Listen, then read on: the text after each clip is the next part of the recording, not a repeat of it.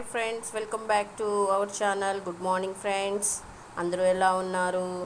నేనైతే బాగున్నాను. మీరు బాగుండాలని దేవుళ్ళని ఎప్పుడూ కోరుకుంటాను. ఇప్పుడు ఎండలు ఎక్కువగా ఉన్నాయి కదా, ఎండలకి ఎక్కువ తట్టుకోలేకపోతున్నాం మనము. పిల్లలు కానీ పెద్దవాళ్ళు కానీ బయట వెళ్తారు, మన పిల్లలు స్కూల్కి వెళ్ళేసి వస్తారు.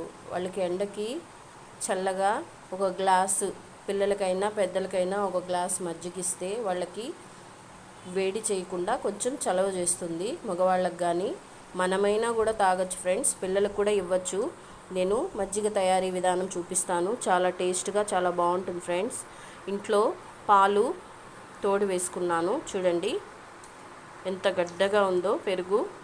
ఇది 3 టేబుల్ స్పూను మిక్సీ జార్లో వేస్తున్నాను. మిక్సీ జార్లో వేస్తే గడ్డలు లేకుండా పీసులుగా లేకుండా చాలా టేస్ట్గా వస్తుంది. చిన్నది హాఫ్ మిర్చి ఫ్లేవర్ కోసం చాలా బాగుంటుంది. కొంచెం కారంగా పుల్లగా ఉప్పగా ఉంటుంది. చిన్నది అల్లం ముక్క, చూడండి. కొంచెము కొత్తిమీర యాడ్ చేసుకోవాలండి, చాలా బాగుంటుంది, చాలా టేస్ట్గా కూడా ఉంటుంది.